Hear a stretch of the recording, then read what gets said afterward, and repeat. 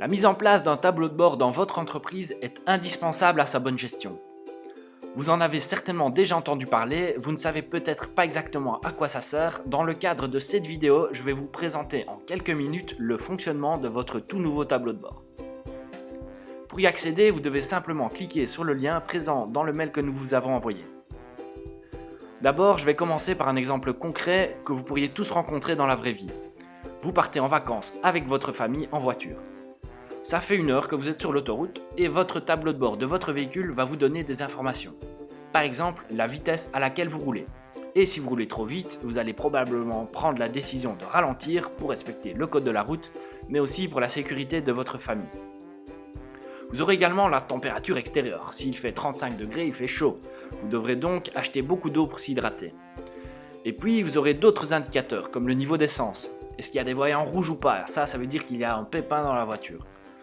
Toutes ces informations vous permettront à vous de prendre des décisions stratégiques sur votre voiture, sur votre conduite et sur votre famille.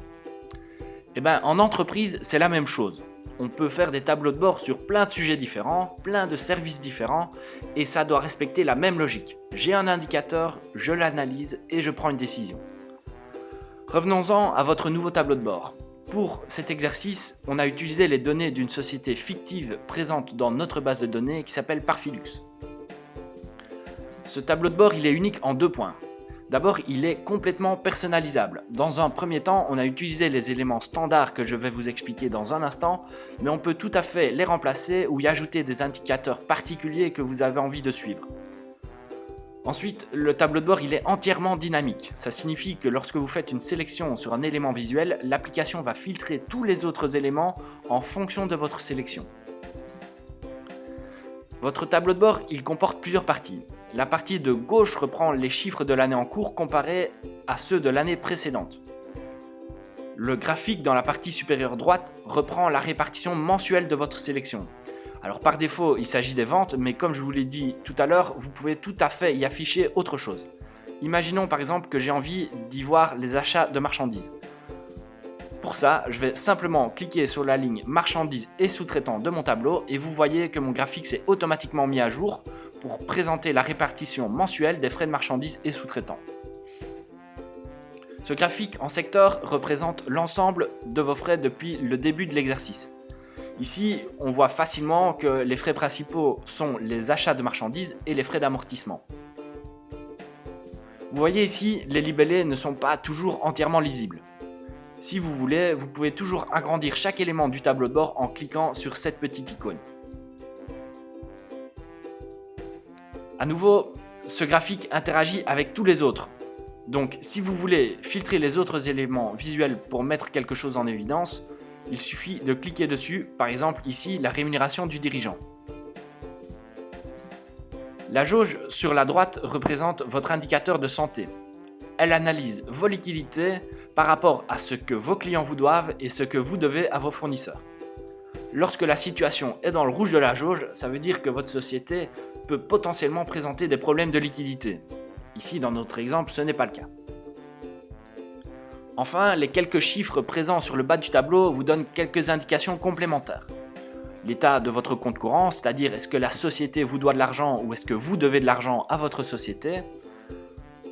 Le montant total des éléments pour lesquels une pièce ou une explication est manquante. Ce que vos clients vous doivent. Ce que vous devez à vos fournisseurs. Et le total de vos liquidités. Pour finir cette présentation, je vais vous expliquer 4 fonctionnalités. Tout d'abord, il faut savoir que derrière votre tableau de bord se cache l'entièreté de votre comptabilité. Ça veut dire que vous pouvez tout à fait choisir d'afficher d'autres périodes que celles sélectionnées lorsque vous le recevez. Ici, vous voyez que la période sélectionnée est actuellement de janvier à juin. Ça signifie que les chiffres de janvier à juin 2018 sont comparés aux chiffres de janvier à juin 2017. Mais imaginons maintenant que vous avez envie de voir uniquement le mois de janvier. Pour cela, il suffit d'aller dans le menu déroulant, de cliquer sur la première case afin de désélectionner toutes les périodes, et enfin de cliquer sur janvier. Vous voyez maintenant que la période sélectionnée correspond à janvier, donc ici les chiffres de janvier 2018 comparés aux chiffres de janvier 2017, et que tous les autres éléments du tableau de bord se sont mis à jour pour reprendre la situation au 31 janvier. Comme je vous l'ai dit, derrière votre tableau de bord se cache toute votre comptabilité. Vous pourriez donc vouloir voir en détail ce qui se cache derrière les frais de véhicule. C'est très simple, vous allez juste cliquer sur cette petite flèche qui pointe vers le bas et ensuite vous allez cliquer sur la ligne véhicule. L'application va alors ouvrir la catégorie véhicule et vous montrer le détail des frais de véhicule pour le mois de janvier 2018 et le mois de janvier 2017. Imaginons maintenant que vous souhaitez retourner à la vue initiale. Ce bouton-ci est toujours disponible pour retirer tous les filtres et périodes que vous auriez appliqués. La dernière fonctionnalité que je vais vous présenter correspond à ce bouton. Si nous avons établi ensemble un budget pour votre société, il suffit de cliquer dessus pour que la colonne 2017 se transforme en colonne budget. Vous pourrez ainsi comparer les chiffres réalisés par rapport au budget établi. Et vous voyez que le graphique s'est également mis à jour pour comparer la répartition mensuelle des chiffres réalisés par rapport au budget. Voilà, c'est tout pour cette présentation, j'espère que cette vidéo vous a énormément plu. Comme je vous l'ai dit, n'oubliez pas que ce tableau est entièrement personnalisable, n'hésitez donc pas à nous contacter si vous souhaitez que nous y ajoutions certaines choses ou simplement si vous souhaitez plus d'explications relatives à son utilisation. Et moi je vous dis à très bientôt.